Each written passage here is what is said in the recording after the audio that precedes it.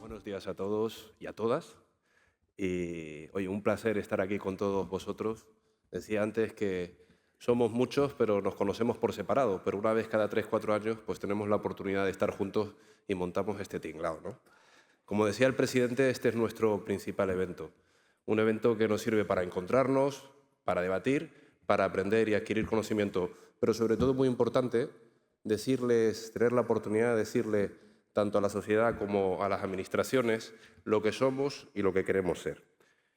Y por eso, cuando diseñamos el programa del Congreso con el Consejo Rector, teníamos muy claro que lo primero que teníamos que hacer el primer día era presentaros el plan estratégico.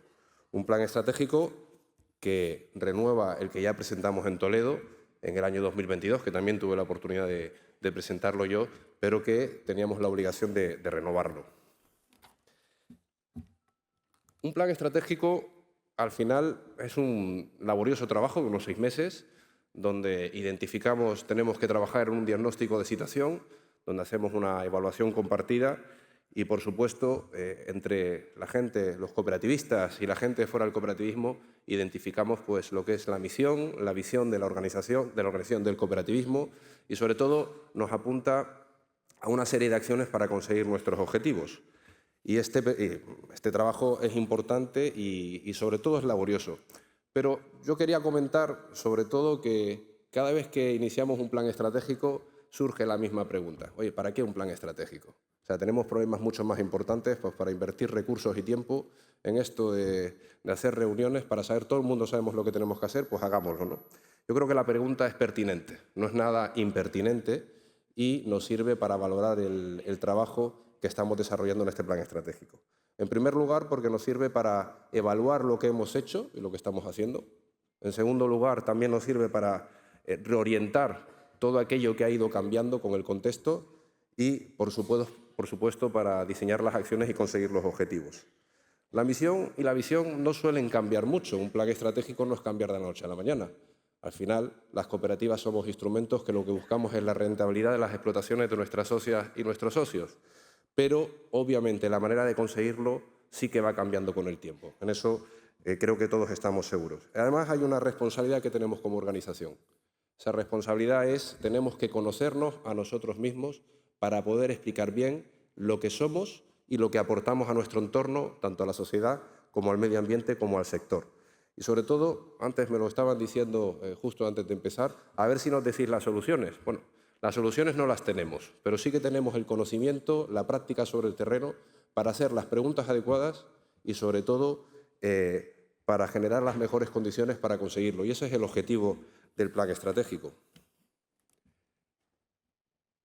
Miren, mi intención no es hablar aquí del contexto, sobre todo porque hoy tenemos una cantidad de ponentes de una calidad y de un conocimiento que nos van a hablar mucho mejor de ello. Pero sí que quiero recordaros, y ya lo hizo el presidente, que en 2022, cuando presentara el plan estratégico, fue un trabajo que se hizo en el 2019.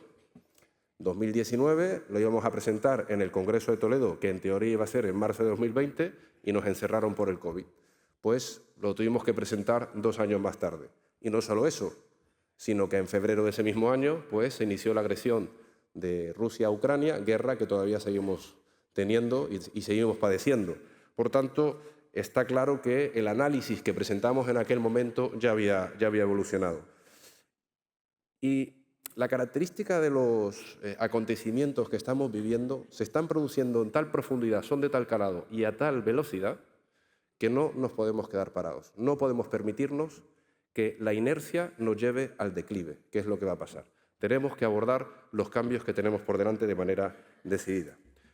A nivel geopolítico, estamos viviendo, la realidad la está marcando un presidente de la mayor potencia del mundo a ritmo de tuit, de orden ejecutiva, cambiando incluso la propia estrategia del país después de 80 años. Estamos viviendo una crisis en la Unión Europea sin precedentes y, por supuesto, tenemos el cambio climático.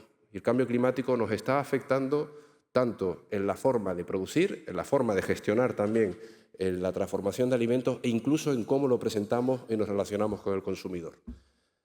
El consumidor generalmente es muy consciente de lo que pasa, pero es muy poco consecuente. Y nosotros tenemos que recordárselo. Y después, en la parte interna, aparte de este cambio de época, Estamos viviendo cosas que hemos hablado durante muchos años, pero que ahora nos están afectando a la competitividad del sector, la presente y la futura. Y me refiero al famoso éxodo rural, que ya ha existido siempre, desde hace más de 70 años, que ha producido probablemente el cambio social más importante de toda la historia, pero que ahora vemos sus costuras. La falta de personas, de socios, de personas para trabajar, ponen en peligro una empresa como la cooperativa, cuyo principal activo es la persona. Si no hay personas, no hay cooperativas. Y, por tanto, eso hay que tenerlo en cuenta. Y que la rentabilidad en una cadena que se supone que tiene valor, pero que le tenemos que sacar el valor, la rentabilidad es nuestro principal gancho para poder luchar contra esa amenaza que tenemos. También tenemos que luchar con modelos de negocio que han venido a la agricultura, no sabemos si para quedarse, pero desde luego a corto plazo sí que nos están provocando una distorsión importante en el precio de la tierra, en cómo abordar el negocio agroalimentario, como los fondos de inversión. Pero también otro tipo de negocios que quieren la tierra para producir otras cosas, como son energías renovables. Todo esto está provocando una presión sobre la disponibilidad de tierra, sobre nuestra capacidad de rehacernos en el futuro, y también hay que tenerlo en cuenta. Y por último, y no menos, el agua. El agua es algo tan básico que ya no podemos hablar de rentabilidad, ni de competitividad, ni de futuro si no hay agua. Si no hay agua, obviamente no hay futuro. Y va a estar íntimamente vinculada no solo a la competitividad de muchos sectores, sino a la supervivencia de grandes zonas de España, especialmente las de secano. E incluso aquellos que consideran que tienen agua, en los últimos 3 años han visto que tienen un problema. ¿Por qué no la tienen tan asegurada? Porque el cambio climático nos ha traído la sequía, que toda la conocemos muy bien. Hay sequía, pues cada 10 años, otros dicen cada 8. Hay un problema de combinación de sequías y altas temperaturas que nos están haciendo cambiar el paso. Por tanto, el agua es un debate que va a estar también presente en el futuro y ya lo está de alguna manera en el presente.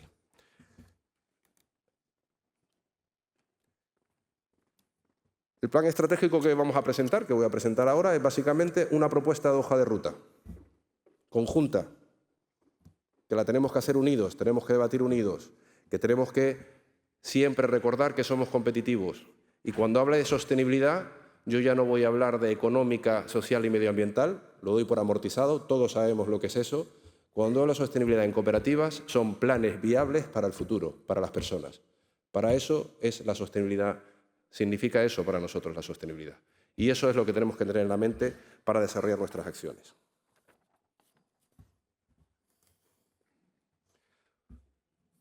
Como decía antes, un plan estratégico, ¿cómo se inicia? Pues primero haciendo un diagnóstico de situación. Y para hacer un diagnóstico de situación acudimos a los datos. Y tenemos, me vais a permitir un pequeño paréntesis, tenemos una de las herramientas más potentes, yo diría en España y en Europa, que es el Observatorio del Cooperativismo Agroalimentario Español, que este año es su 20 aniversario.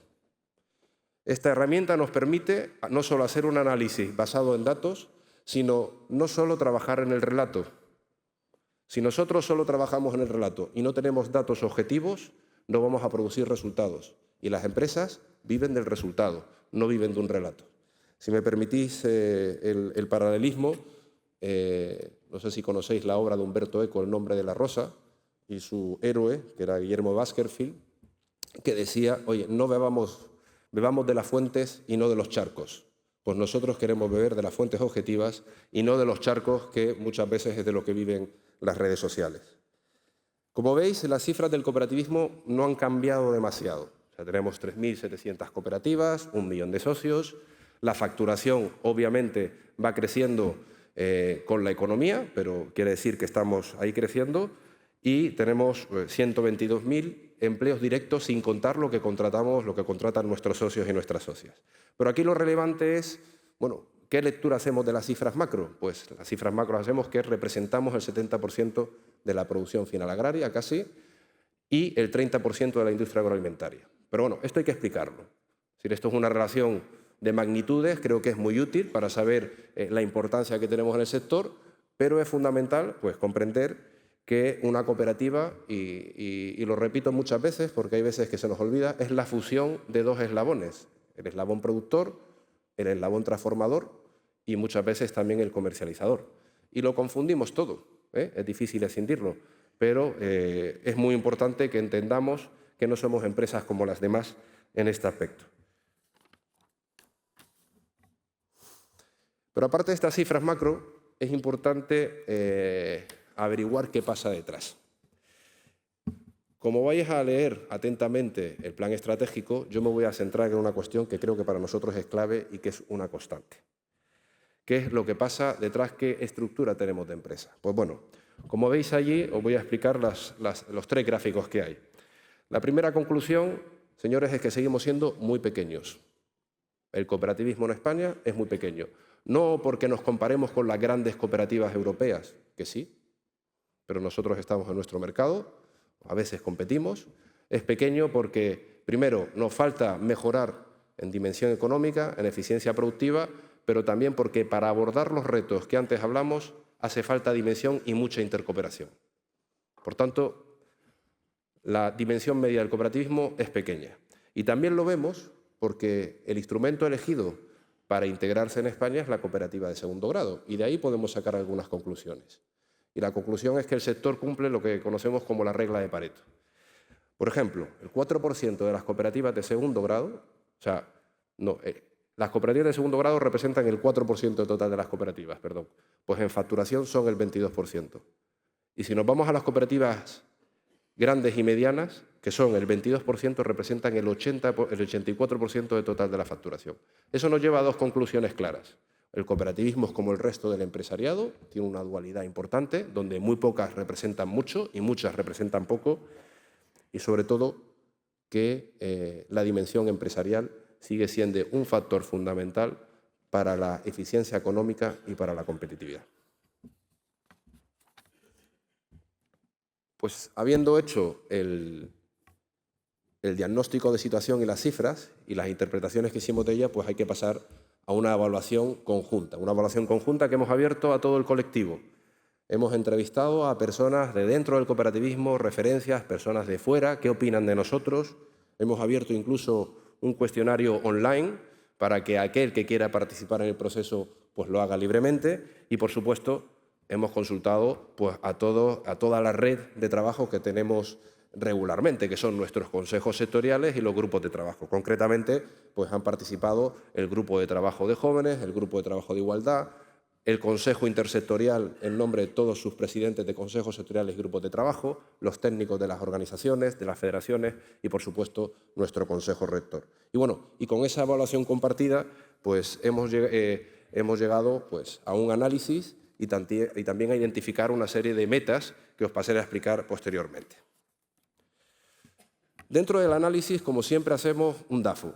¿Qué es un DAFO? Pues bueno, pues medir o interpretar con los datos que tenemos y con el conocimiento de las personas que preguntamos, oye, ¿cuáles creéis que son las debilidades y fortalezas del modelo y las amenazas y las oportunidades del entorno que rodea el modelo, ¿no? Sobre las debilidades, pues bueno, ya lo había dicho antes. Seguimos siendo pequeños y esto significa que en muchos aspectos estamos muy fragmentados. Hay mucha atomización. Esto es una constante desde hace muchos años. Por otro lado, esa fragmentación nos lleva a una incapacidad o a una escasa inversión en comercialización y en marketing. Y a eso ahora mismo le lastra directamente a la competitividad futura, el abandono de la actividad agraria. El abandono de la actividad agraria, luego explicaré, no es una cosa nueva, ya pasaba. Lo que pasa es que, como no hay jóvenes, pues ahora sí que nos cuesta más. Y también falla la formación de nuestros socios o que es mejorable. Y aquí, como de la necesidad se hace virtud, os voy a explicar las cifras de formación de agricultores y agricultoras en España, que el otro día tuve la oportunidad de compartir, de conocer en la presentación del Plan Estratégico Nacional de la Formación Agroalimentaria del Gobierno de España. El 78% de los productores en España solamente tienen una formación práctica. El 18% una formación pues, básica o algún curso puntual y solamente un 4% una formación profesional o superior.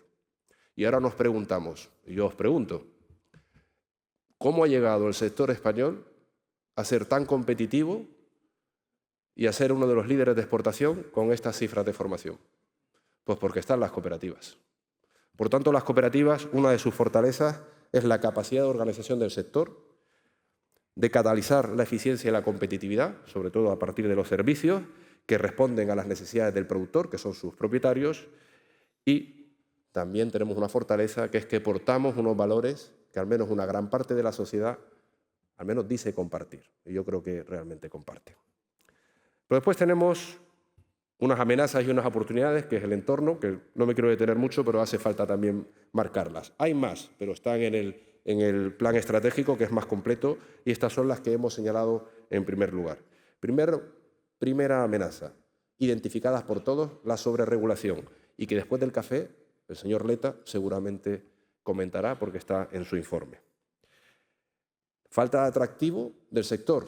No solamente tenemos falta de relevo, sino que es que no somos atractivos para que vengan nuevos a traer el talento.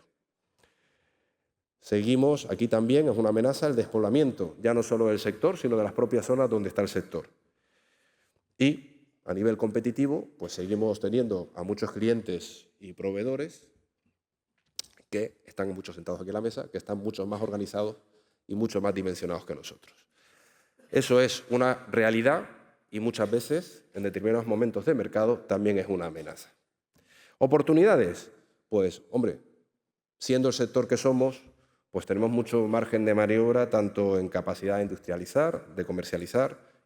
Podemos intercooperar mucho más, sobre todo por los retos que tenemos por delante. Podemos orientar mejor nuestra oferta a la demanda e invertir en comercialización.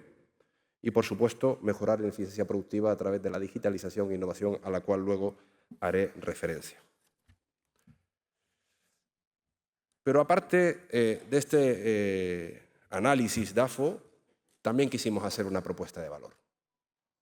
O sea, ¿y qué es una propuesta de valor? ¿Por qué tiene que venir un productor a una cooperativa y no a otro modelo de negocio? ¿Por qué tiene que venir un trabajador, una persona con talento, a una cooperativa o no a otro tipo de empresa o a otra región que no es el sector, que no sean las zonas rurales?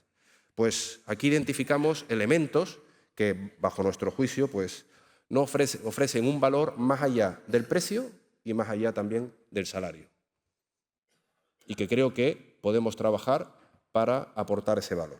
En primer lugar, pues la cooperativa, cuando es un modelo empresarial rentable y competitivo, esto no lo hace la cooperativa, esto lo hace una buena gestión y una buena dimensión. Pero cuando lo es referencia. Es referencia en el pueblo, en la zona, en la región. En segundo lugar, son con valores, porque se hacen cargo no solamente de la estrategia económica y empresarial, sino que también hacen inversiones y proveen de servicios que otros ya no lo hacen, porque no hay masa crítica o porque no les interesa económicamente. Cuando hablamos de abordar el impacto medioambiental, las cooperativas siempre intentan que ese impacto ambiental no solamente sea un coste, sino que sea algo aprovechable para el valor y que acompañe a la rentabilidad de la explotación. Y además le ayuda en las necesidades del día a día que tiene la explotación, en residuos, en diferentes tipos de gestiones, en nuevas oportunidades económicas. Porque cuando hacemos innovación, pensamos en que beneficie y en que aporte a toda la cadena, porque estamos en ella. Cuando no están en ellas, pues se nos suele olvidar o lo hacen pues cuando la legislación o la reglamentación obliga. Y sobre todo porque con todo lo que hacemos, sin duda alguna, la empresa cooperativa es empresa y siempre lo será, pero tiene una influencia política y social diferencial. Y yo creo que hoy es un buen ejemplo de ello.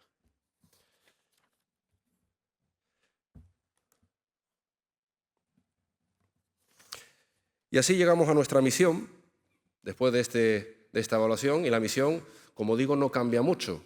Como veis ahí, la podéis leer, bueno, la voy a leer yo, por vosotros, que es garantizar a la sociedad productos de calidad, adaptados a sus necesidades, de forma sostenible en lo económico, social y medioambiental, contribuir así a la rentabilidad de las explotaciones, de las personas socias, proporcionándoles herramientas y servicios que fortalezcan su competitividad y mejoren su calidad de vida, favoreciendo la continuidad de la actividad para las futuras generaciones y promoviendo un desarrollo rural sostenible. Esta misión no ha cambiado prácticamente nada en los últimos años, se ha modernizado, hemos adaptado las palabras, porque las palabras también cambian, pero en lo básico sigue existiendo el elemento de productividad, competitividad, rentabilidad y sobre todo servicio al entorno. Y nuestra visión, que es lo que queremos ser en los próximos 4 años, que es algo un poquito de imaginación, sí que aquí yo creo que hay elementos que antes lo sabíamos que estaban, pero que realmente no los poníamos en la mesa. Yo aquí voy a centrarme en uno en concreto, y es contribuir a la autonomía estratégica de la Unión Europea. Queremos ser líderes en el futuro, pero tenemos unos retos en el contexto actual que nos hacen diferenciales en la defensa de Europa, que es nuestro mercado, que es la causa de nuestro crecimiento económico en los últimos 30 años ya, si no cuento mal, y que ahora mismo es clave en la estrategia de futuro. Si no estamos en la Unión Europea, posiblemente este plan estratégico habría que tirarlo a la basura y hacer otro, porque estaremos en otra pantalla.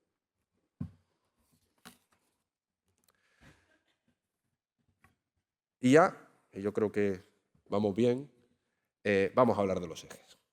Como veis, los ejes que están en la diapositiva pues son ejes relativamente clásicos, ¿no? Tenemos los 3 de la sostenibilidad, el económico, el social y el medioambiental. Unimos la innovación y la digitalización, que son claves, y también el de la comunicación. Ahora, yo os voy a pedir una cosa. No hagamos una lectura estanca de los ejes, porque unos se entrelazan con otros. Obviamente, el de la sostenibilidad económica es un clásico, somos empresas y por tanto hay que hablar de cómo ser competitivos, de cómo ser rentables. Lo que pasa es que hay factores en la sostenibilidad social que, como vimos antes, afectan a la sostenibilidad económica. Y hay factores en la medioambiental que también afectan, por productividad o, por ejemplo, por la cuestión del agua. Por tanto, estamos en ejes, es una clasificación teórica, pero obviamente unos se alimentan a los otros y hay que leerlos en su conjunto. Creo que tenía algo más de tiempo.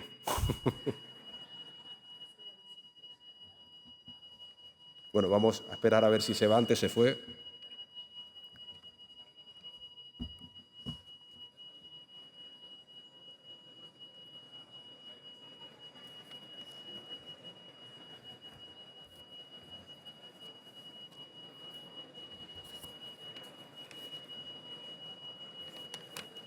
No sé si...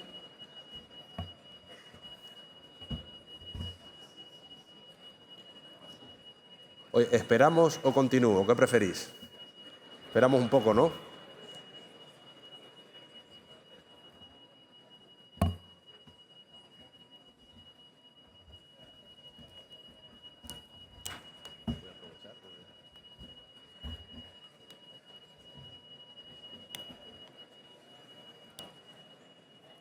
Bueno.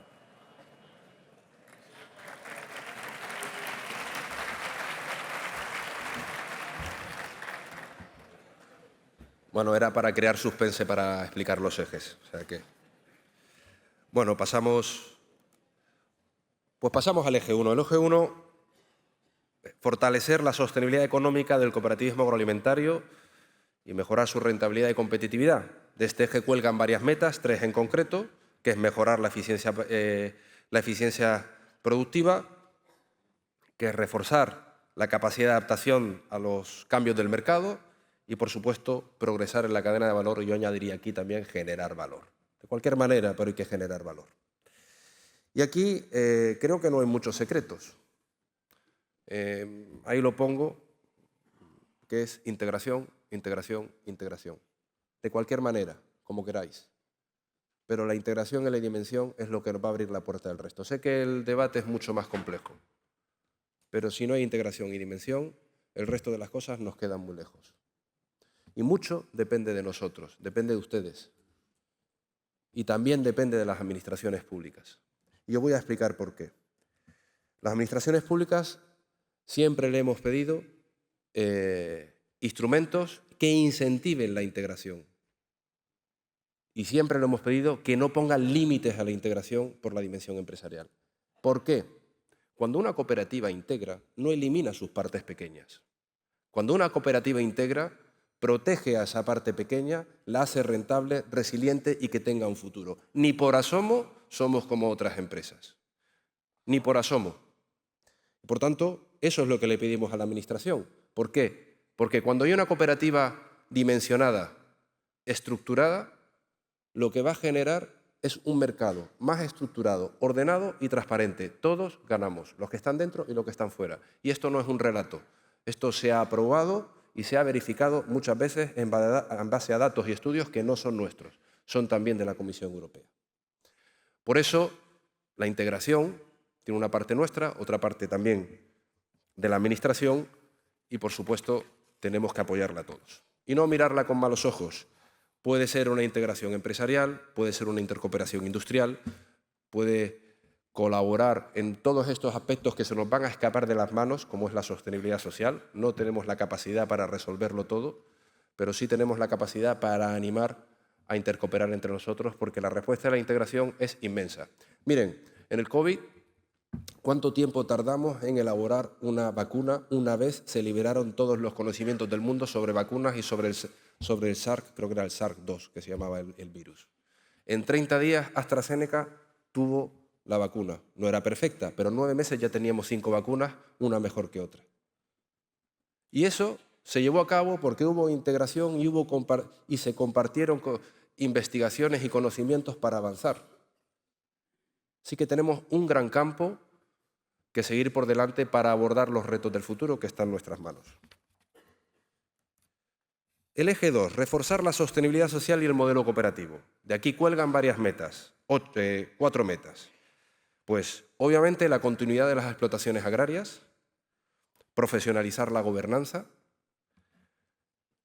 hacer que las mujeres participen más en los órganos de gestión de las cooperativas,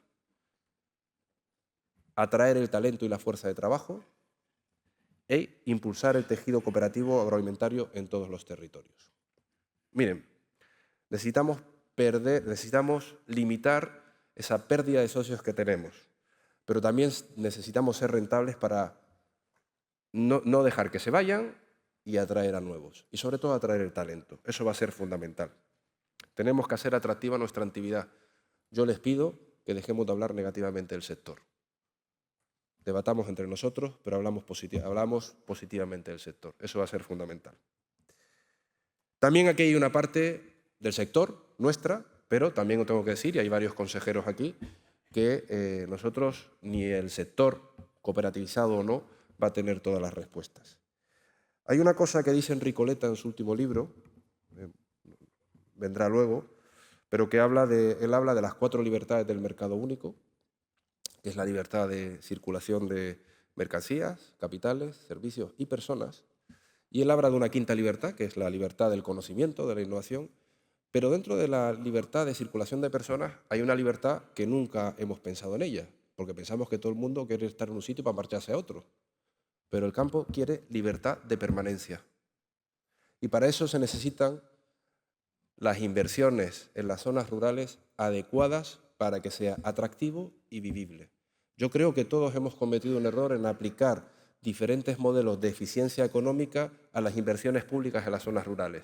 No basta con inyectar dinero y que los problemas se resuelvan solos. Eso no funciona, porque el éxodo rural ha continuado. Quizás tenemos que invertir de manera diferente y con valor dentro de las zonas rurales para generar esa actividad económica que queremos que crezca. Se trata de política de ocupación del territorio y se trata de política de atracción al talento también a las zonas rurales. Y eso tenemos que ir de la mano con las administraciones públicas y es un reto común, público-privado, que también queremos liderar, porque las cooperativas tenemos el conocimiento, no para hacer, pero sí para identificar y responsabilizar a las autoridades. Y ahí estaremos diciéndolo y también apoyándolo. Ya el eje 3 y el eje 4 los pongo juntos porque realmente tienen mucho que ver, que es potenciar la... Creo que no lo... A ver, sí. Potenciar la sostenibilidad medioambiental y valorizar su impacto positivo.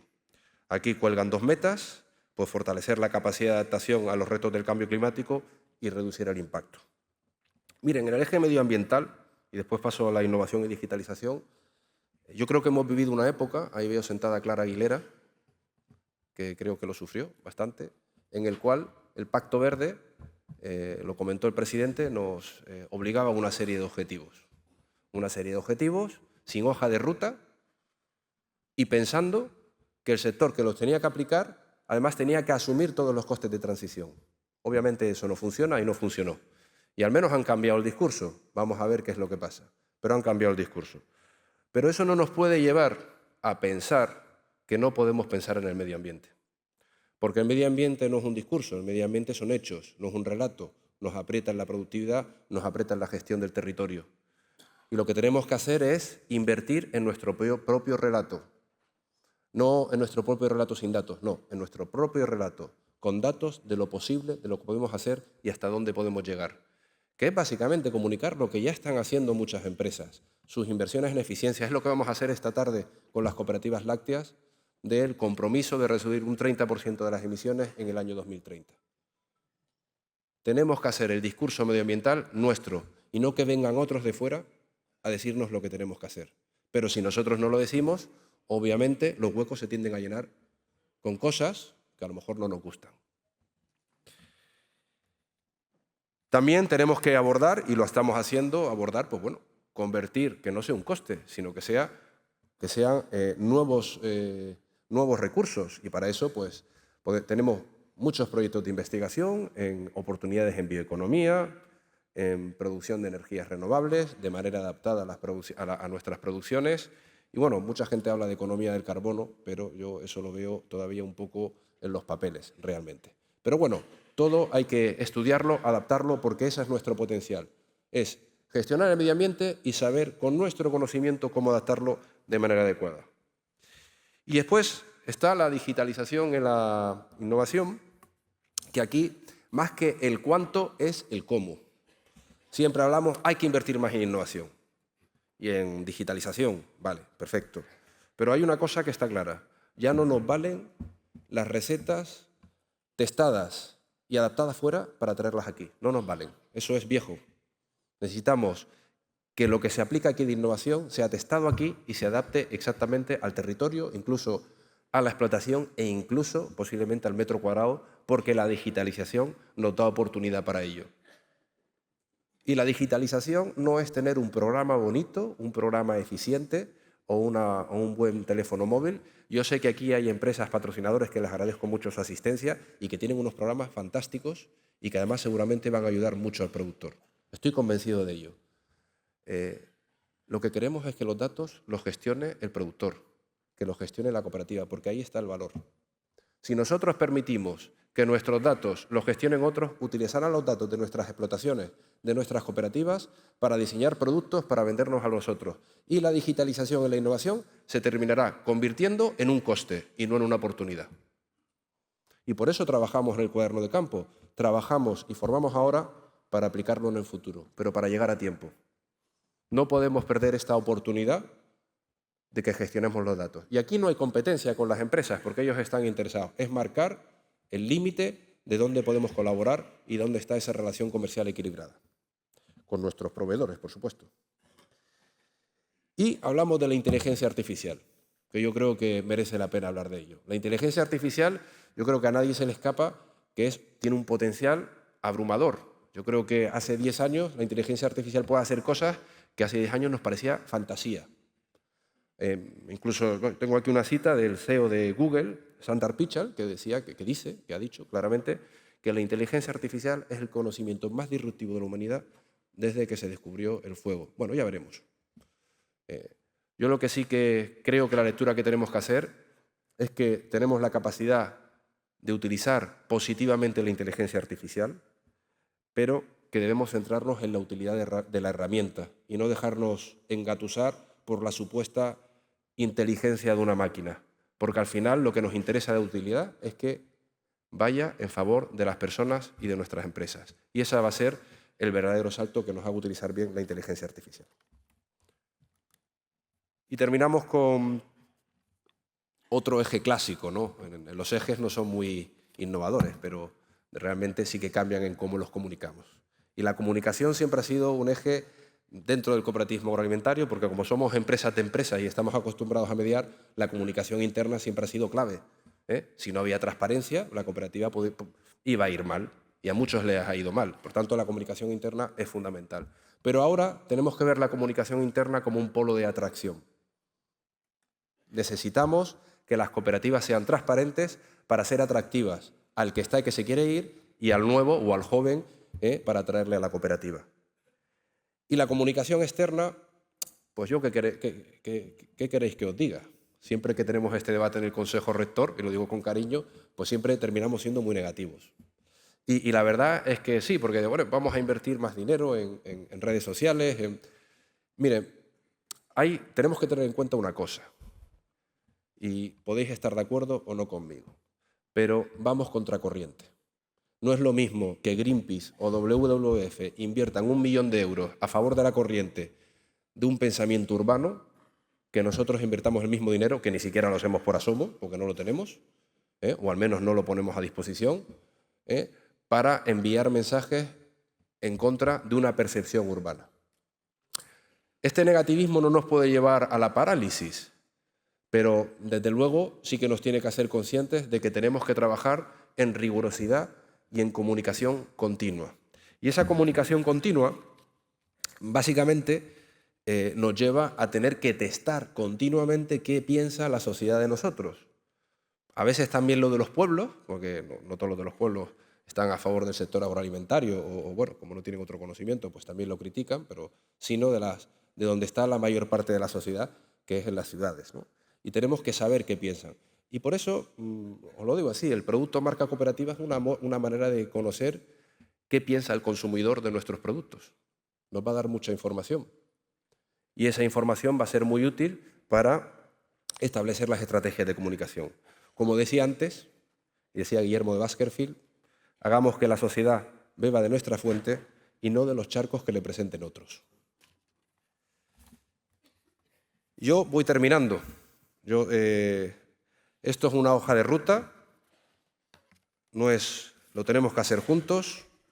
Como decía antes, las 3 palabras unidos, competitivos y sostenibles, vuelvo a repetir, no es en las 3 facciones. Sostenible es tener la capacidad de establecer estrategias y expectativas de futuro que sean factibles para las personas que están con nosotros.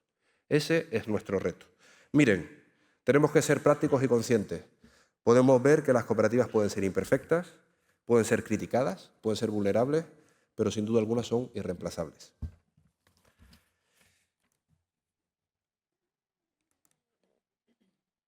Y yo aquí termino, creo que, no sé si me he saltado una diapositiva, pero tenéis en el programa de todas maneras un QR donde os podéis descargar el plan estratégico.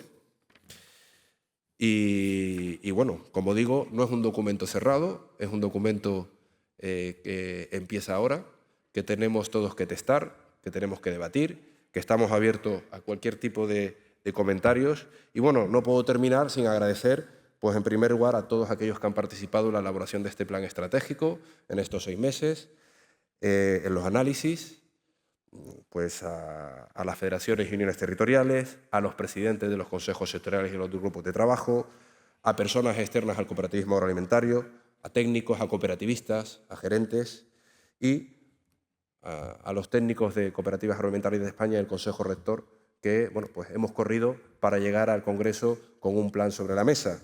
Y sobre todo también agradecer, pues no los veo ahora porque tengo un foco aquí en medio, pero a la agencia Agroa que nos ha acompañado en todo este proceso, Lorena Tudela, Sergi Escribano y Paco Borrás, que es un gran conocido del cooperativismo, que nos han ayudado también a identificar todos estos ejes, estas metas y el montón de objetivos y acciones que podéis ver en el plan. Bueno, gracias por su atención. Yo creo que ahora nos merecemos un café, yo me merezco un poco de agua, que estamos escasas, y desearles un buen congreso, que aprendamos, que debatamos, que intercooperemos y sobre todo que disfrutemos de estos 2 días de encuentro, que lo vamos a recordar. Y muchas gracias y buen congreso. Hasta luego.